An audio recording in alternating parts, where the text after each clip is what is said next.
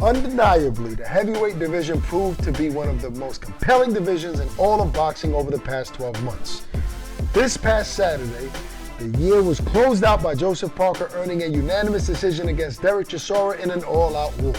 Meanwhile, Tyson Fury has yet to obtain an opponent for his first fight in the new year, while Dillian Whyte and the WBC look to settle their legal differences, which would pave a way for Whyte to fight Fury. However, top-ranked CEO Bob Arum discloses his plans shall that fight not take place. Here's Mr. Bob Arum talking to Talk Sport. If we can't come to a deal with Dillian Whyte, we'll do a fight for the Ring Magazine belt and the lineal title, and we'll pick another opponent. We've got to get Tyson back in the ring by the end of March. Frank Warren and I are determined to come to him with an opponent that's acceptable. Andy Ruiz Jr. is a possibility. Joseph Parker, I see he had a good victory over Derek Chisora. That could be a possibility, and we're looking at a couple of other names that might be appropriate. All right, Barack, listen. We would like to see Tyson Fury fight Usyk, Joshua, but there are other options out there, and I don't see anybody else that's more suitable than Dillian Whyte. I know Bob wants to always say, hey, there's somebody else. We got other options. You talk about Andy Ruiz. Joseph Parker just finished fighting. Give Dillian Whyte the shot that he deserves. I don't think we should be talking about any other fight. If not Dillian Whyte, though, what do we do? Is it Joseph Parker? He just fought. What about the guy that was supposed to fight Usyk? Remember him? Joe Joyce. Imagine those two big guys that somebody who could just take everybody's shot and then walk you down. Joe Joyce. I think the guy is tough. He could take a hell of a shot. I just think you Tyson, don't like Joe Joyce. No, I know. I just don't think Tyson's going to get credit for that win. I mean, at this level, after beating Wilder twice, this guy's a lineal champion, Ring Magazine champion.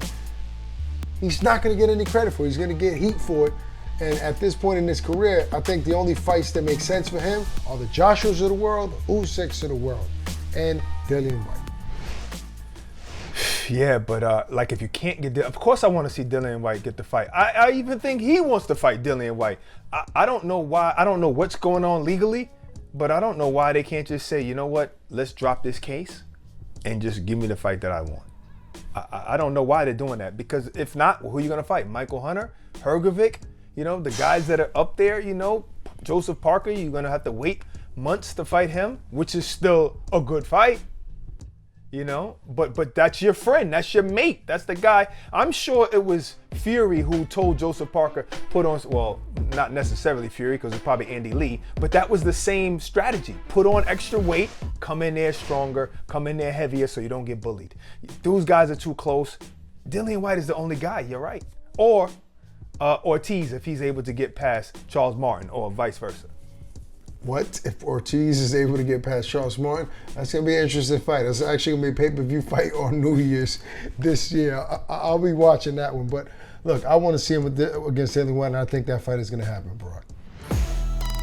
According to Eddie Hearn, speaking to Behind the Gloves, if Fury vacates the WBC title, that could lead Dillian Whyte to get elevated by the WBC to fight one of the following fighters: Deontay Wilder, Andy Ruiz Jr., Ox favorite Joe Joyce, Luis Ortiz, Joseph Parker, and one of my favorites, Frank Sanchez. So, if not Fury, then who for Dillian Whyte? Well, I'll tell you, I won't tell you who he should fight, but I'll tell you who he shouldn't fight, and that's Frank Sanchez, all right? That's the guy you want to stay the hell away from, all right? Any heavyweight out there, stay the hell away from Frank Sanchez. So you're saying Frank Sanchez now can beat anybody? I mean, yes, he looked spectacular. No, what I'm saying is stay away from him. Why the risk without the big reward?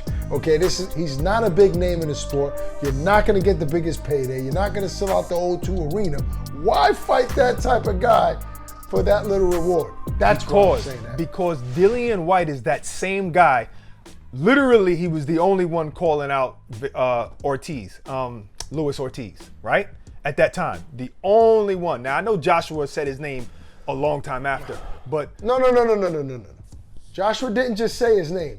Eddie Hearn and Matchroom and Joshua made Ortiz an offer of $7 million to fight him, and got he you, wanted but it was 10. after Dillian Whyte was the only after the time when Dillian White was the only one calling out Ortiz. That's all. Yes, Joshua, by that time, Joshua wanted to fight everybody. No doubt. I get you. But Dillian is that guy. He does not care. I'm going to show you like this. Who gets knocked out blatantly with one punch and then wants to fight a few weeks later? That fight was supposed to be like less than 2 months later, that rematch with Povetkin. Came back with more confidence than the first fight and knocked out Povetkin. Dillian White is that guy. He's that guy that doesn't care. I say, why not fight Frank Sanchez? I don't care who it is, but I would rather see him fight Andy Ruiz because they had a little Twitter beef.